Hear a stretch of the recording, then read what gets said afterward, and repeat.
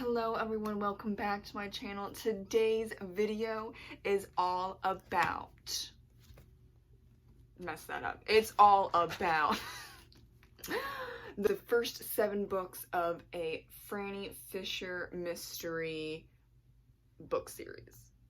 That didn't sound like as great as I thought it would in my head, but like Phryne Fisher Mystery. Okay, also I'm just gonna say, I say it's supposed to be Phryne. Okay, how it's a famous Greek courtesan back in the day, like really back in the day, that she's named after. But the Phryne, like it really, the FR sound is really difficult for me with my many speech impediments. So if I say Franny, I do say Franny because it's easier. Still, the FR really gets to me. So if I'm gonna say it back and forth, Phryne and Franny. My apologies, Kerry, Greenwood, and anyone that is named either Phryne or Franny. But you know, you gotta do what you gotta do. So yes, these books. There's about 7 right here. I mean, not about 7. There are 7. There's 7 books right here. It's the first 7 books. I'm 90% sure that there's 20 books. There might be 21, or she's about to come out with book 21. But I know it's 20, right? So yeah, we have to break this series up. We really do. Or else, well, I don't think anyone would want to have a book review of 20 books in one video, right? Because you can't get down to it. So I found out about this series when what was the title? Miss Fisher's Murder Mysteries, yeah, was on Netflix. It's not on anymore, and that makes me very sad inside. But I watched the whole series in not even a month, maybe 3 weeks, and I was obsessed with it. But then they took it down, and I'm like, okay, that's so rude. And then I realized that it's a book series. I'm like, oh, okay, well, obviously I'm gonna read the books. Just a little overview. This is obviously about Miss Phryne Fisher. She was once poor. A lot of, unfortunately, her male relatives were killed in the war. Her family inherited a lot of money, so now she is rich, but she doesn't really fit in with society because she didn't grow up rich. So she goes to Australia from England to separate from her family and to live on her own because she does have money. And then she comes across Dorothy, who she takes in, and that becomes her maid. And then there's also Mr. and Mrs. Butler, who, they're butlers, right? Well, Mrs. Butler is the cook. And then there's Cecil and Bert, who are taxi drivers. And there is Jack Robinson, which I loved him, or no, I still love him, in the TV show, but they're like love interests in the TV show. That's not the case in the books. He's married with kids, and that's just not a thing. But at least he's still there, because, I don't know, he's just really cute. I like him. And then there, in the books, there's also the cat Amber, adorable, and then her 2 adoptive daughters that she rescues and adopts. That's pretty much the main cast for books 1 through 7. I mean, oh, there's also, well, I'm trying to think. There are side characters that come up once in a while, but if they're only in like 3 out of 7 books, I don't think they're like main characters or side characters, you know? So like there's one that's Bungie that comes up in a few books, and then there's the doctor, and then, yeah, no, that's those 2. Okay, yeah. So that's all that we have here. So of course, you know, it says on the front cover, all of the front colors. Phryne Fisher Mystery, therefore it's a mystery series, if you didn't catch on. Okay, so we're starting out from the bottom, because it's like this. We're going this way, because I stack them, you know, like this, and then each book, you know, it's fine.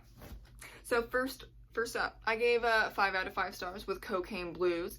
Now, for a lot of these books, I'm gonna say up front, there is a lot of violence, obviously, but it's not just why am I laughing? Because it's not just murder, it's also like she has to figure out, you know, like who kidnapping and assault and human trafficking, drugs, cocaine. Cocaine's a big thing in this time period, and you know, just stuff like that. So if you don't like that stuff, then probably not for you, because it's basically in every book so far. Yeah.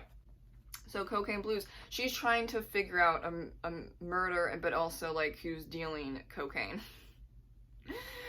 She's jumping in really hardcore for the first book, and that's great. Second book, Flying Too High, and I'm just gonna say this right off the back. For some reason, and I'm just gonna pull these 3 out. For some reason, Flying Too High, the Green Mill Murder, and what was the other one? And Death at Victoria Dock.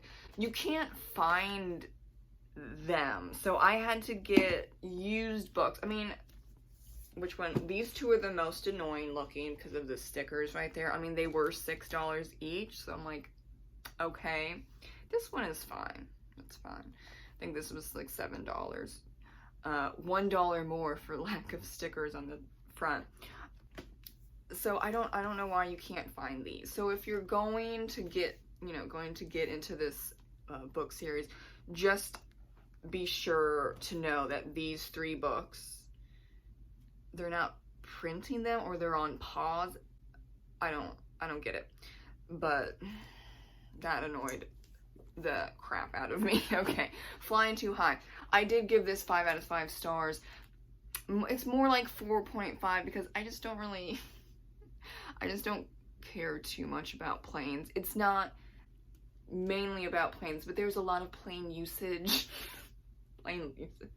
And there's a lot of like technical explanations of planes, but she does use a plane to help save a kidnapped child, so that's important. Okay, so third book, Murder on the Ballarat Train. Am I saying Ballarat?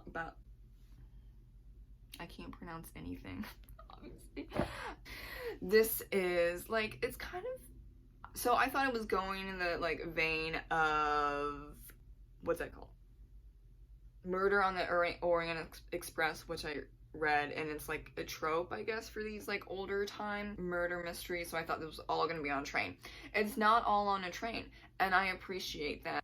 I did enjoy this, because I like it when you mix it up a little bit. I mean, would I have minded if it was all on the train and she was like kind of going like a Agatha Christie thing? No, but you know, you gotta throw in a little twist, so it's like half on the train, half not on the train, and I like that spice. So did I say that I gave 5 out of 5 stars? If I didn't, 5 out of 5 stars. Next up is Death, what is that? Yeah, Death at Victoria Dock. For some reason my mind wanted me to say Murder at Victoria Dock. I mean, that's true, but it's actually titled Death at Victoria Dock. Now, this is mainly about a murder that happened at a dock, but obviously, but it's mainly also about the death happens to a communist, and this is about basically communists and that kind of underworld in Australia, mainly in this city, but in Australia. This one, 5 out of 5 stars as well. Oh, yep. Next up with this, it was $6. I have to get over it. Okay, The Greenwood Murder. This is, I just love her dress, by the way. She has fantastic, fantastic fashion. Also really appreciated because she talks about the fashion, her clothing, all that stuff in all of the books many times. And if you're not into fashion, then it might be annoying, but I just like the historical context of clothing and shoes and accessories. So this is about a murder at a dance competition. Like, you know, those things, I don't know if they do it anymore, but you dance until everyone falls except one person and they win something. In this case, it was a really nice car. So, and you know, during this time, 1920s, yes, well, even still, you would want a car. I mean, I think it depends on the car, but, you know, you get my drift. All about figuring out a murder that happened very unexpectedly. And, like, what motive? I don't know. And during a dance competition, like, right on the floor. This also talks about jazz as well. Yes, 5 out of 5 stars. Now, the next one is Blood and Circuses. I gave this 4 out of 5 stars because I just don't like circuses. It's just, I can't do it with circuses. And just how there is a hierarchy in the circus. Are there circuses really? I guess in different countries, not really here. We have circus, what's that? Cirque du Soleil. Cirque du Soleil in Las Vegas, and that's really about it, because it did die off, at least in the United States, because of stuff that was happening that came out, you know, about the animals, but also about the people. So don't really like the circus.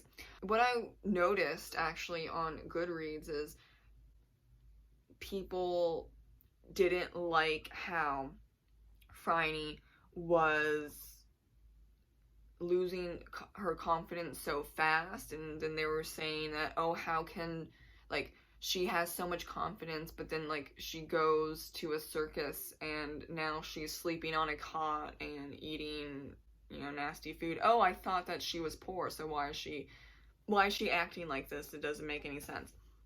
And I mean, I can see the argument. However, many times Phryne says, like, she's losing the confidence, and she's like, why am I losing my confidence so quickly throughout the book? So it's not like it's a random jump or anything like that. It is mentioned, and she realizes that she's losing the confidence, and she is privileged.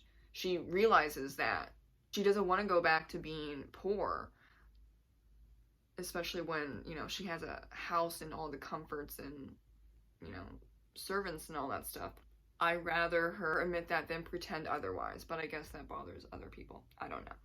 So the 7th book, it is Ruddy Gore, and this is in a theater, and if you're a theater person, then you know Ruddy Gore is a play from, what is it, the very late 1890s? Or I read that wrong.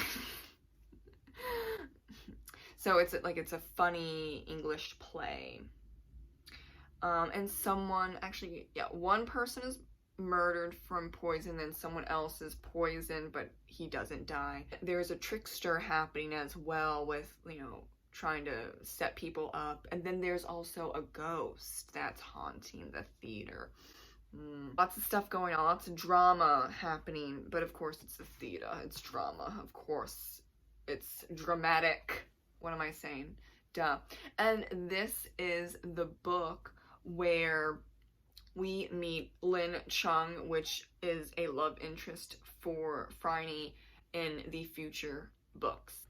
Oh, I gave it 5 out of 5 stars. Really, the only book that I gave on Goodreads that wasn't 5 out of 5 stars was Blood and Circuses. So, I very much look forward to all of the other books, and I'll I'll break them up just like I did with this one, because like I said, there's 20 books, and I think there's going to be 21 out soon. I'm excited for all those books. Thank you so much for watching my Phryne Fisher Mystery book review of the first 7 books. If you like what you saw, please like, comment, and subscribe, and pick up at least the first book and see how you like it. I actually think it's a bit better than Agatha Christie. I'm sorry if that's like horrible to say, but it's written in a modern, language, but it's in the 1920s, I like that. Thank you so much, and have a great reading day. Bye.